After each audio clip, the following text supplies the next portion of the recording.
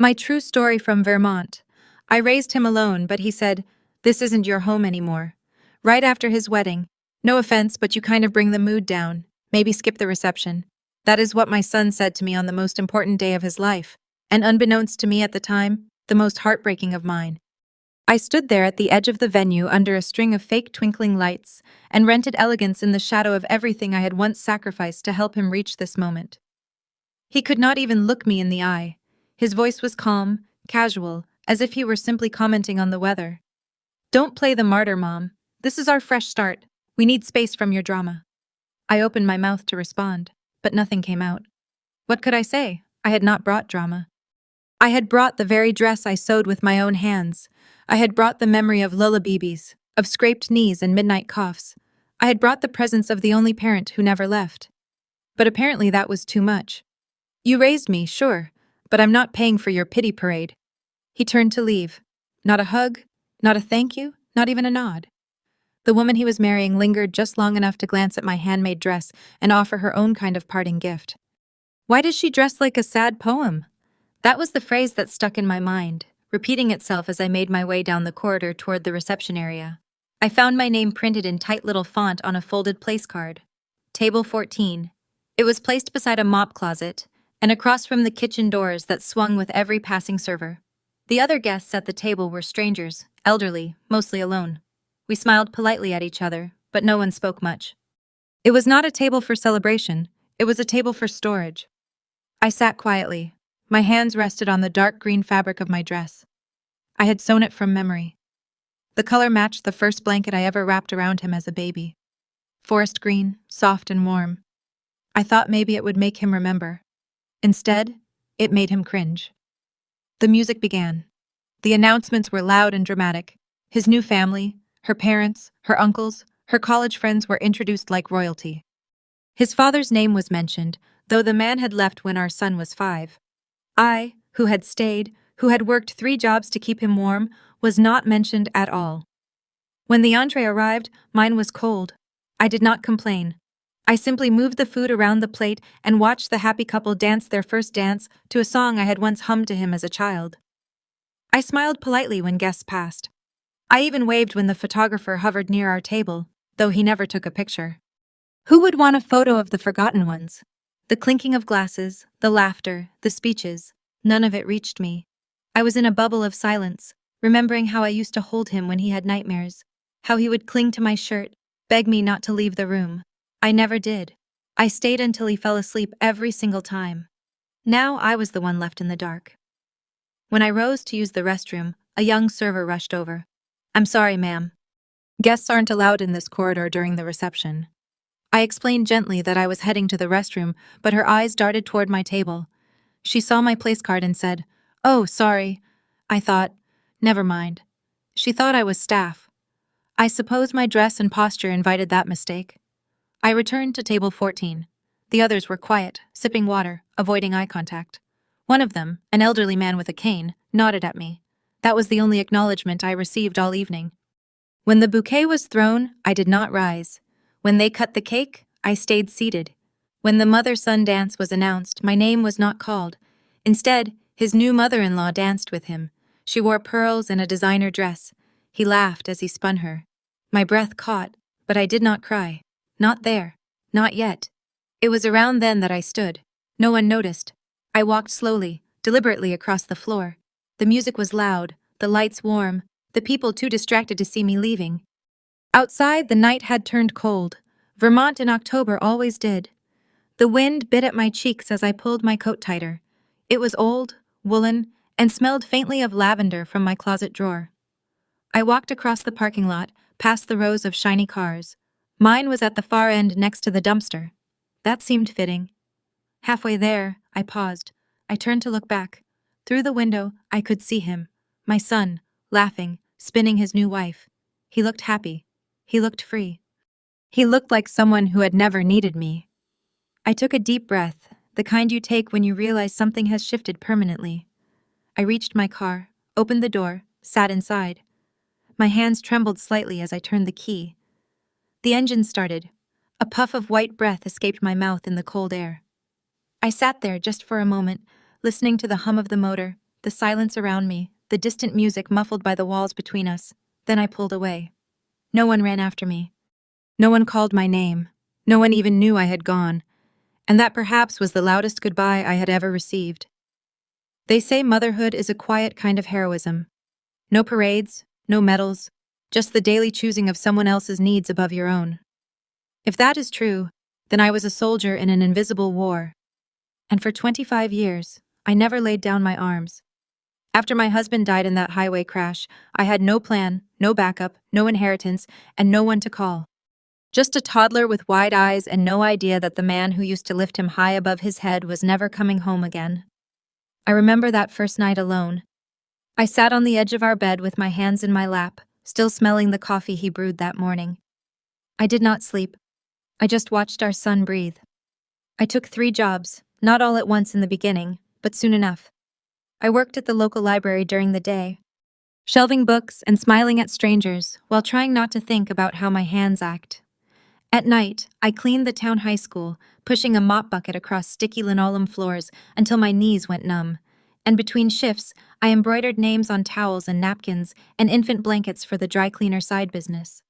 I learned to thread a needle with swollen fingers. I learned to sew through grief. Our house was old and cold, a Vermont rental that had not seen a proper furnace in decades. We had one space heater, and I kept it in his room. I would sleep on the couch near the kitchen, bundled in 2 coats and 3 blankets, but I made sure his room was warm. I fed him oatmeal when there was nothing else. I made up stories to turn our poverty into adventure. We're camping tonight, I'd say, lighting a candle when the power was out. We are explorers. The green blanket, his favorite, was made from an old army coat of his grandfather's. I stitched it myself, turning it into something soft, warm, protective. Every night, I would wrap him in it like armor. He would snuggle into my lap and ask me to hum, not sing, just hum. Said it made him feel like he was back in my belly, floating. He got sick often. He was always small for his age, always pale. I remember the panicked nights rushing him to the ER in a car with no heat, praying the old tires would not slide off the icy road. I remember the way his body would burn in my arms, his little frame trembling as I soaked rags to cool his forehead. One night stands out more than the rest. He was 8. I had just started a night shift cleaning the biology lab when my neighbor called the library emergency line.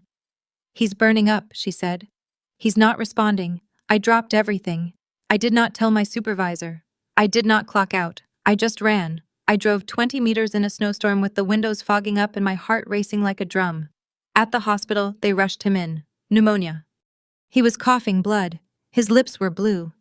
I remember sitting beside that hospital bed, his tiny hand clutching my finger, tubes everywhere. The machines beeped. The nurses whispered. I was terrified. "Mama," he said, barely audible. "You're the only person I need. You're my whole world." I stayed with him all night. I did not sleep. I held his hand and hummed. I lost that job the next day. They said they understood, but rules were rules. I said thank you anyway. I never begged. It was not the last time I put him before everything else. Over the years, I missed funerals, birthdays, weddings, even my own mother's memorial. All because I could not leave him alone or afford a sitter or take the risk. I lived my life in service of his, and I never resented it. Not once. Not even when my body broke down in ways I never let him see. I remember once a coworker asked me why I never dated. I laughed. What man is going to love a woman with 3 jobs and no time to sit down? But the truth ran deeper. I was afraid. Afraid that loving someone else might take something away from my boy. Afraid that one morning he might wake up and feel replaced. So I stayed alone. On Christmas, I would give him the biggest gift and write from Mom and Dad. On Father's Day, I made sure he had a fun outing, even if I had to sell my own shoes to pay for it. I wanted him to feel whole, even if it meant hollowing out parts of myself. As he grew older, things got easier. Financially, at least. I moved to a better house, managed to buy a used car that didn't rattle. I stopped the night shifts and picked up more embroidery work. I started saving a little at a time, not for myself, for him. College, wedding, a home one day, and he flourished. He was bright, charming, driven. He had a smile that could open any door and a voice like honey. People loved him. I loved him more. But even as he grew into a man, I still saw the boy in the blanket. Still remembered the words, "You're the only person I need." That night stayed with me. Still does. Because somewhere deep down I thought if he could remember that version of himself, the scared, fevered boy who needed me, he would never let me fall, never forget, never become the kind of man who could look at his mother and see a burden. But I was wrong. Still back then, I believed. I believed in him more than I believed in God. I believed my sacrifices meant something, that the universe took notes, that love like this could not be wasted. That night in the hospital when he was wrapped in wires and worry, I promised him, as long as I breathe, you will never be alone. And I meant it. He was my reason, my rhythm, my everything. And I never thought I would become invisible to him. Not then, not after everything. But life has a way of turning full circles into sharp corners. And mine was coming. It started gradually like frost creeping across a window. At first I barely noticed it. A small shift in tone, a missed call, a shorter hug. But over time it became a pattern too sharp to ignore. The boy who once clung to my hand with fevered fingers began pulling away inch by inch until there was a gap between us wide enough for a stranger to walk through. When he got his first real job, a marketing position at a tech firm in Burlington, he called me to celebrate. I was so proud I cried. He laughed, told me not to be so dramatic and said he'd call back later. He did not. I stayed up all night baking his favorite pie, maple walnut, and ended up giving it to the mailman the next morning because it sat untouched on my counter. He started dating a woman named Hannah. Pretty, smart, polished. I met her over dinner at our home and I wore my best dress. I remember cooking all-day pot roasts, mashed potatoes with real butter, my mother's cornbread recipe. She picked at her food, smiled politely. And later that night he said, maybe next time, something lighter. She's not used to, this kind of food. This kind of food. Food I used to feed him when we had nothing else. Food that kept him alive. I said nothing, just washed the dishes and hummed a little, like I used to when he was sick. The second time they visited, she brought her own salad dressing. The third time she offered to help in the kitchen and spent most of the time rearranging my spice rack, frowning at my chipped plates and asking if I had ever considered modernizing the place. I told her I liked things the way they were. She smiled and said, "Of course you do." Still, I stayed kind. I wanted to make a good impression. I wanted her to see that I was not just some dusty relic in his life. I wanted him to be proud to bring her home, but the invitation slowed. Holidays turned into text messages. Mother's Day became a card in the mail. One Thanksgiving, he said they would not make it up to Vermont because they had too many commitments in the city. I spent that day alone eating boxed stuffing and watching reruns of holiday specials. When I finally did see him again months later, he corrected the way I spoke in front of his colleagues. I had said ain't while telling a story, and he laughed a little too loud. "Mom's old-fashioned," he said, placing a hand on my shoulder like I was a curiosity in a museum. "She's from another time." He meant it as a joke, but it felt like a goodbye. Later that evening, he pulled me aside and said, "Maybe keep the stories light, Mom. No sad stuff. Hannah says, it brings down the energy." I blinked at him, confused. "You mean no stories about your childhood?" He shrugged. "Just the funny ones, the upbeat stuff." So I smiled and nodded. I became quieter, smaller. I watched my words like I was walking barefoot on broken glass. I laughed when I was supposed to. I kept my stories short. I became the kind of mother you thank in speeches, but never invite to speak. His 30th birthday came around and they threw a big party in a rented vineyard just outside Montpelier. It was beautiful, I will not lie. Strings of lights, live jazz band, cocktail bar. The whole event had the gloss of a magazine spread. I wore a deep burgundy dress I had saved for years. A classic, simple, elegant thing that made me feel almost seen. I brought him a hand-bound journal I had made myself, filled with photos and letters I had written him over the years. Memories, love in every page. I gave it to him in private before the dinner started.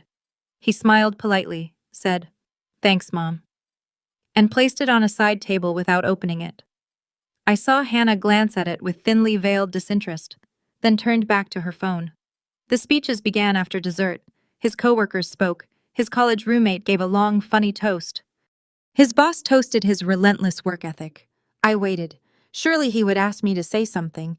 Just a few words, a memory, a thank you. But then he took the microphone and said, "Before we close the night, there's one more person I want to invite up here. Someone who has been like a second mother to me. Hannah's stepmother, Diana. Diana." She walked up all elegance and pearls, and gave a polished little speech about perseverance and young love, and watching this wonderful young man grow into the man he is today. I clapped because everyone clapped, but inside I felt something unravel. A thread pulled loose, slow and quiet. Not once did he mention me. Not once did he look my way. Afterward, people came up to congratulate him. A few smiled at me out of politeness. One woman asked if I was his aunt from the country. I said yes. It was easier that way. When the lights dimmed and the party turned to dancing, I went outside for air. I stood by the wooden railing that overlooked the vineyard and tried to breathe. The stars were out, but they looked far away. Everything did. I heard footsteps, turned to see him. "Mom," he said. "You okay?" "I'm fine," I answered, though my voice cracked a little. He sighed. "You know, I want you to know we appreciate you being here, but also try not to make things about the past. Tonight is about the future." I nodded. He looked relieved. He kissed my cheek and went back inside. I stayed out there a long time. Later, when I left, no one noticed. Again, I walked to my car with the journal still sitting on the side table behind me. They never opened it. That was the first time I realized I had raised a man who was ashamed of where he came from, who saw my love as baggage, who wanted the story of his life rewritten, cleaned up, made glossy. And to do that, he needed me gone. Quiet, diminished. He did not say it, not out loud, but in that silence I heard everything. The wedding was held in a sprawling country estate 2 hours from my home. Everything about it was curated. White roses, golden candlelight, a baby grand piano in the foyer playing itself. Even the guests looked like they had stepped out of a catalog. I arrived early as I always do, carrying the handmade quilt I had spent the last 6 months stitching, a gift they never asked for, but I hoped they would treasure. Each square was embroidered with a memory. His first word, his favorite lullaby, his tiny footprints pressed in fabric ink. I tied it with a satin ribbon and placed it on the gift table next to shiny boxes from upscale stores I could never afford to step into. No one greeted me at the door. I stood there for several moments before a planner in black whispered, "You must be the groom's mother." I nodded. She scanned her clipboard and said, "Table 14 through the back near the restrooms." Her voice was pleasant but practiced. I walked alone. The table was tucked away, just out of view from the chandeliers and laughter. They had dressed it nicely, I will give them that. White linens, soft chairs, candles that flickered politely. But it was the location that spoke loudest, close enough to hear the clinking glasses, far enough to be forgotten. I set down my clutch and sat quietly, smoothing the hem of my forest green dress. It was the same color as his childhood blanket. I made it myself for the occasion. Modest neckline, long sleeves, hand-stitched roses at the cuffs. I had chosen the fabric because it reminded me of him, of the woods behind our house, the stories we used to tell about tree monsters and woodland kings. I thought it might bring back a memory. But when Hannah passed by my table, she paused, turned to one of her bridesmaids and whispered, "Why does she dress like a sad poem?" They both laughed. Not cruelly, just carelessly, as if I were invisible. My son heard her. He looked at me for a fleeting second and offered a tight, awkward smile. He did not say a word in my defense. I looked away. The ceremony itself was beautiful. They wrote their own vows, of course. She promised adventure, and he promised to honor the family we build together. That word build landed heavily, as if nothing had come before. As if everything I had done was the soil they had scraped away to make room for their foundation. The photos followed. I waited near the oak tree where they were posing, bouquet in hand, heart trembling with a hope I hated myself for still having. The photographer called out names. Bride's parents, grooms, colleagues, bridal party, then immediate family. I stepped forward, but the photographer shook his head. "Just the couple's parents and siblings, please." Hannah's mother stood beside my son. Her stepfather, the same Diana who'd made the birthday speech, stood on the other side. I stood still for a moment too long, then stepped back. He did not call me in. He did not even glance my way. At dinner, no one came to my table. Plates were set in front of me by a waiter who didn't make eye contact. The filet mignon was perfectly pink, the wine perfectly chilled. I tasted none of it. I watched them dance, laugh, toast. Her father gave a speech. His best friend gave another. The room erupted in cheers. My son twirled his new wife around the floor, her white dress sweeping past marble tile. She glowed. He beamed. I clapped when others clapped. I smiled when someone passed and made eye contact. I folded my napkin into a square and placed it in my lap, then unfolded it, then folded it again. I wanted to be graceful. I wanted to disappear without making a sound. At one point, someone offered to refill my glass. "You're the groom's grandmother, right?" she asked, wine bottle in hand. I opened my mouth to correct her, but then closed it. I nodded. "Yes," I said. The night stretched on. The music got louder. The candles burned lower. And still, not once did my son come to sit with me, to check on me, to ask if I needed anything. I suppose he thought that by inviting me he had done his duty. Anything beyond that was charity. Finally, the last dance ended. The guests began to collect their coats. I stood, unsure of where to go. I had been told earlier that I could stay at the house overnight. A room had been reserved for me, they said. I walked toward the lobby, suitcase in hand, feet aching, heart heavier than I could carry. That was when Hannah's voice called out from behind me. "Oh, wait, before you head upstairs, can you take this with you?" She held out a small envelope and a set of car keys. I frowned. "What's this?" "Directions to the motel. It's just down the road. The house is full, you know, with family." I stared at her, then at the keys, then at my son, who stood a few steps behind her, hands in his pockets, saying nothing. "Motel," I repeated. He cleared his throat. "It's just for the night, Mom. We'll figure things out later." My fingers tightened around the envelope. Inside, I could see the corner of the wedding invitation, the same one he had signed months ago, in his neat handwriting.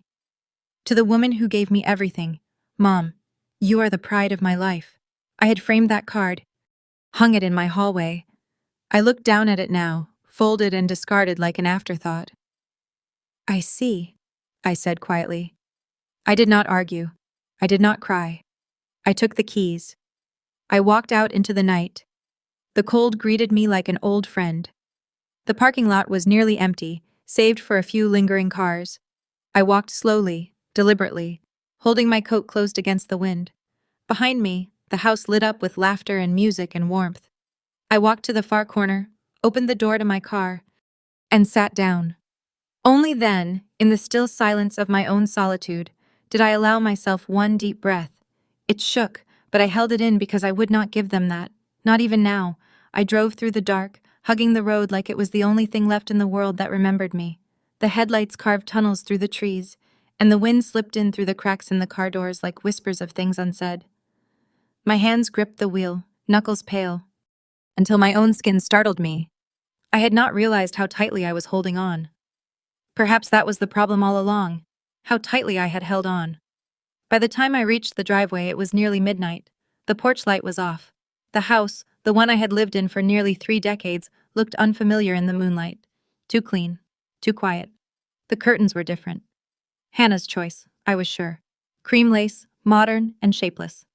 I parked in my usual spot, stepped out of the car, and retrieved my overnight bag from the back seat. I walked up the path slowly, my breath fogging the air, my feet crunching over gravel that I had shoveled myself year after year. My hand reached for the front door handle without thinking. It did not turn. I tried again. Nothing. I looked closer. The lock had been changed. At first I thought I had made a mistake. Wrong key, wrong door. But no, this was my house. The maple tree out front, the chipped brick step, the creak in the railing. This was my house. I knocked softly at first, then louder. No answer. I walked around to the side entrance and knocked again. Still nothing. Finally, the porch light flicked on. A man in a black security uniform stepped outside holding a clipboard. "Can I help you, ma'am?" he asked. I frowned. "Yes, I live here. I just got back from the wedding." "My son," the man cut me off. "I'm going to need to see some ID." I reached into my bag, hands trembling, and pulled out my driver's license. He looked it over, then shook his head. "I'm sorry, but you're not listed on the residency file. I was told not to allow entry without prior clearance." I stared at him, unblinking. "This is my house." "I'm sorry, ma'am. I paid for this roof," I whispered. "I scrubbed these floors, repaired that fence, planted every hydrangea in that yard. My son grew up in that bedroom. I still have his height chart marked on the doorframe in the hallway." The man looked uncomfortable. "I'm just doing my job." I stepped back slowly. I felt the weight of my bag in my hand, heavier than before. The cold pierced through my coat and settled into my bones. I sat down on the porch steps, the same ones where I used to sit and read while he played in the yard. I could still see him there running barefoot through the grass, yelling, "Watch me, Mama!" as he leapt over dandelions like they were hurdles in the Olympics. I could see his scraped knees, his crooked smile. The way he used to hug me so tightly it took my breath away. And now I was a trespasser. I pulled my phone from my pocket and called him. It rang twice before he picked up. "Mom." His voice was tight, tired. "I'm at the house," I said. "The key doesn't work." He was quiet for a moment. "Then I know," I swallowed. "The security guard says I'm not on the residency list." Another pause. Then he said, "Mom, it's not your home anymore. Please don't make this harder." I didn't respond. We talked about this," he continued. "You said you were thinking of downsizing, starting fresh." "I never said I would be locked out," I whispered. "We just thought it would be smoother this way, less emotional for everyone." I hung up without another word. I sat there until my phone died, until my feet went numb, until the sun started to rise behind the trees, casting pale gold across the yard I once called mine. I looked at the windows again. I could see the edge of the new curtains. The shadow of a vase I did not recognize on the windowsill. Nothing in there belonged to me anymore. Not the walls, not the silence. And still, I did not cry. Not until a squirrel scurried across the porch and knocked over the potted plant I had given them last Christmas. The ceramic cracked in half and the dirt spilled across the step beside me. That was when it hit me. Not the insult, not the betrayal, not even the rejection. It was the finality. I had nowhere else to go, no one waiting. Nothing to return to. And for the first time in years, I let out a sound that was not words, not reason, not held back. I wept. I wept for the girl I had been, who once believed love guaranteed loyalty. I wept for the woman I became, who gave everything and asked for nothing. And I wept for the mother I still was, who finally understood that even love, deep, true sacrificial love, could be turned away at the door. But as the sobs faded, I felt something else take its place. Stillness. Not peace. Not yet, but stillness. Because in that moment I realized the one thing no one could take from me. Not with a changed lock or a cruel sentence or a missing name on a form. They could take my home, but they could not take my memory of building it, of surviving in it, of protecting it, and they could not take the truth. I had nothing left to lose and nothing left to fear. After that night on the porch, something inside me changed. Not overnight, not with rage or resentment, but slowly. Like ice melting in spring, I stopped waiting for explanations. I stopped begging memory to make sense of cruelty, and I started looking for paper, real paper. I pulled out the fireproof box I kept under my bed. Inside were folders labeled with years bound with rubber bands and care, deeds, receipts, letters, tax returns from decades ago. I had kept everything, not because I distrusted my son, but because I trusted myself to never forget where I came from. I found the contact card from Marie Ellen Sampson, the lawyer who had helped me buy the house 28 years ago, a firm but kind woman, sharp as glass, now semi-retired, but still taking clients she cared about.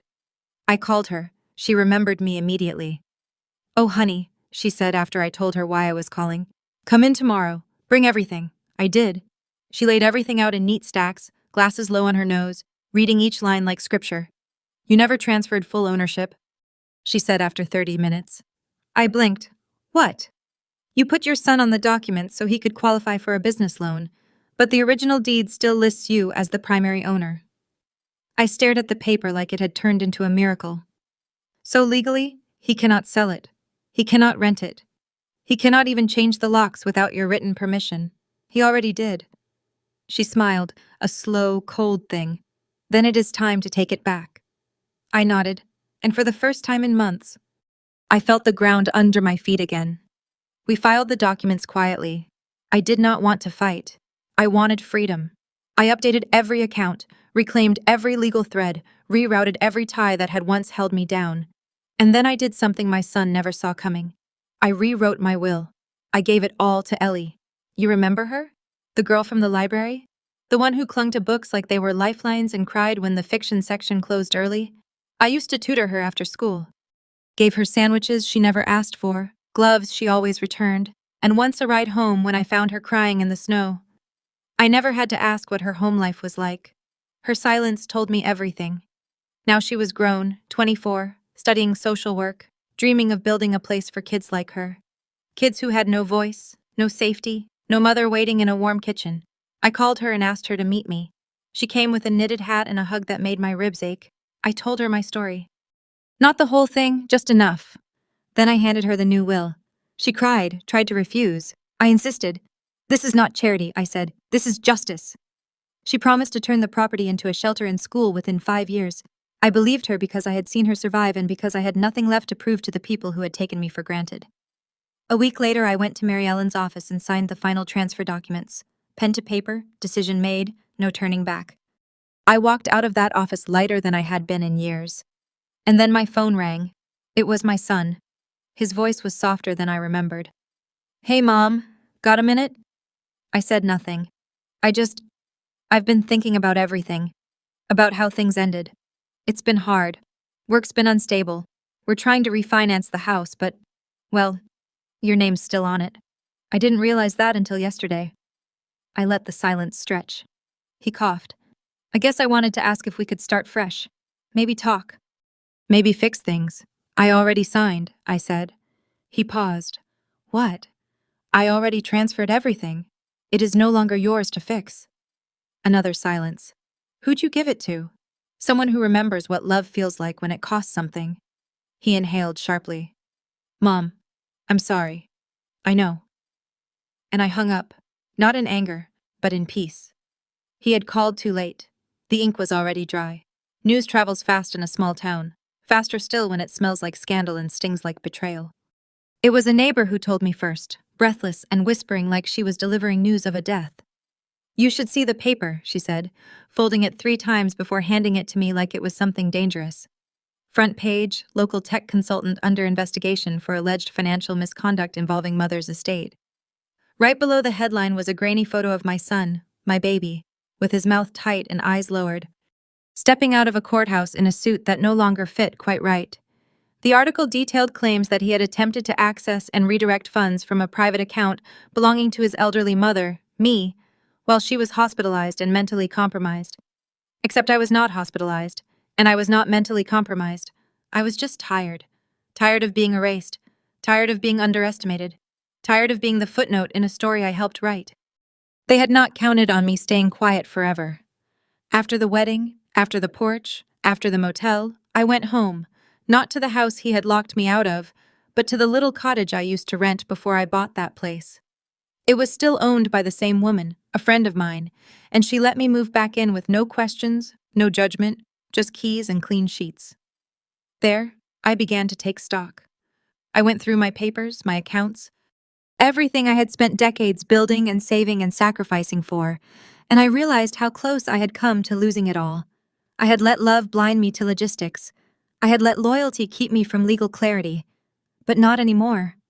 I hired a lawyer, a quiet, meticulous woman with a silver bob and a mind like steel. She helped me file the proper documents. She uncovered requests I had never seen.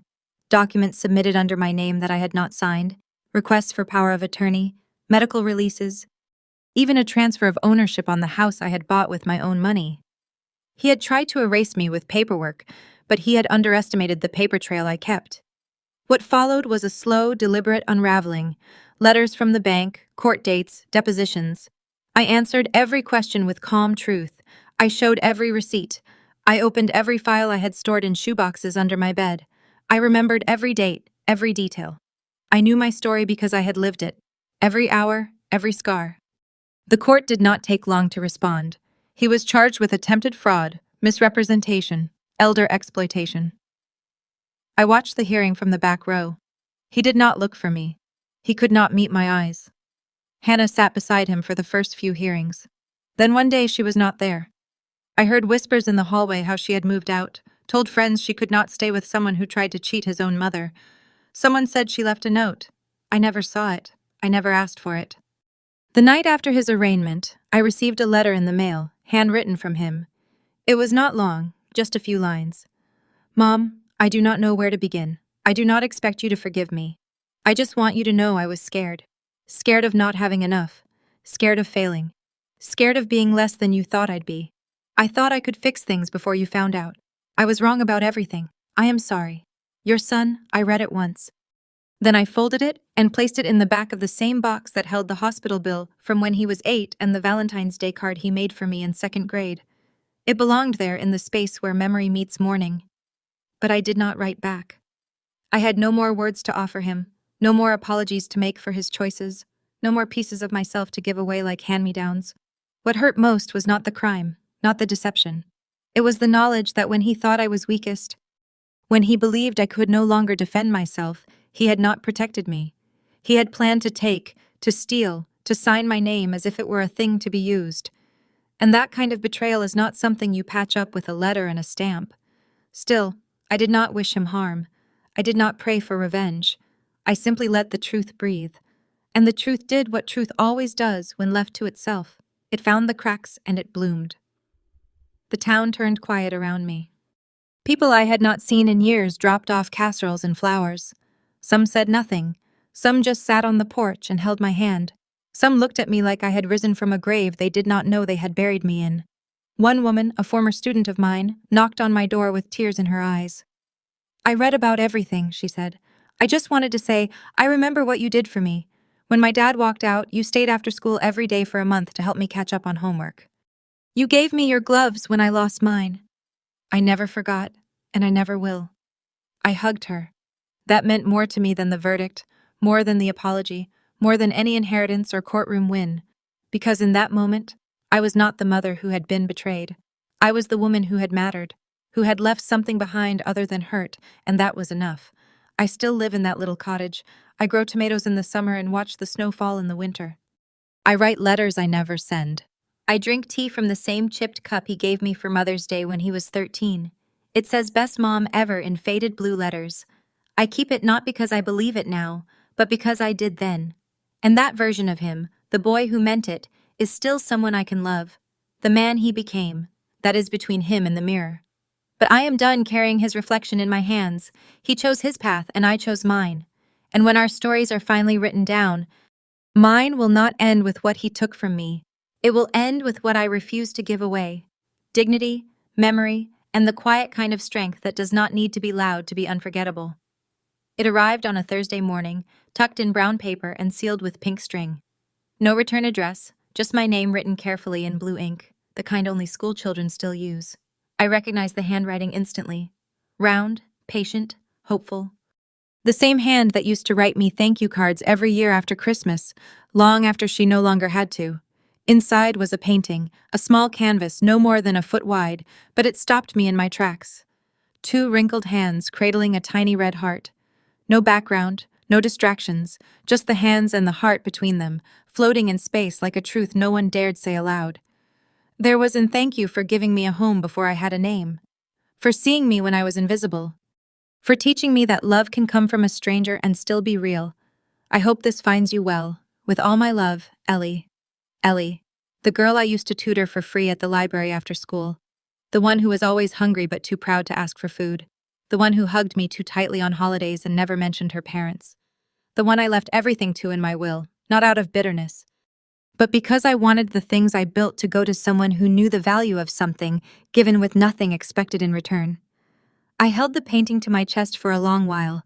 Then I stood, walked to the center of my small living room, and cleared a space on the wall. I hung it there, right above the mantel, where an old clock used to tick before its gears gave out. Now in its place the painting stood, a silent testament to a kind of love that does not fade, does not betray, does not ask to be earned. I sat back on my couch, tea cooling beside me, and just looked at it. It was not revenge I felt. It was restoration. I had lost a son, not by death, but by choice, his. But in the quiet ruins of that loss, I had found myself, my voice, my strength, my truth. And I had found others, too. Ellie, my old neighbor who brought me soup on snow days. The librarian who still calls to check on me. The nurse at the clinic who calls me Mama G and winks when I walk in. They are my family now, not by blood, but by heart. I spent so many years thinking love meant sacrifice, that to be a mother was to give until you were empty, and pray they remembered to say thank you. But love, real love, does not ask you to disappear. It sees you. It holds you gently. It never turns the lock on the door you built. So I will keep sitting here with this little painting and my chipped teacup and the sound of wind brushing against the windows. I will grow my tomatoes. I will read my books. I will light a candle at dusk and whisper thank you to the girl who remembered me. And I will not wait for anyone's apology. I have nothing left to prove to anyone, only this. I was a good mother, I am a better woman, and I have made peace with the past, not by pretending it did not hurt, but by surviving it. So to anyone listening, anyone who knows what it feels like to be forgotten by the very people you raised, to be dismissed, betrayed, replaced, let me leave you with this. Revenge has no expiration date, but sometimes the sweetest form of revenge is not what you take back. It is what you build after they are gone. Sometimes forgiveness given quietly to yourself and no one else is the warmest way to win. Thank you for staying with me until the very end. If this story touched something in you, if you've ever been overlooked, cast aside, or told you were too old to matter, know this. You are not alone. Here, your pain is remembered. Your strength is honored, and your voice will never be silenced again. This is Grandma True Stories, where silence becomes strength and memory becomes justice. If you believe in stories that don't need to scream to be powerful, if you believe that quiet women carry the loudest truths, then subscribe to this channel. Turn on the bell so you never miss a story that reminds you just how much one heart can hold.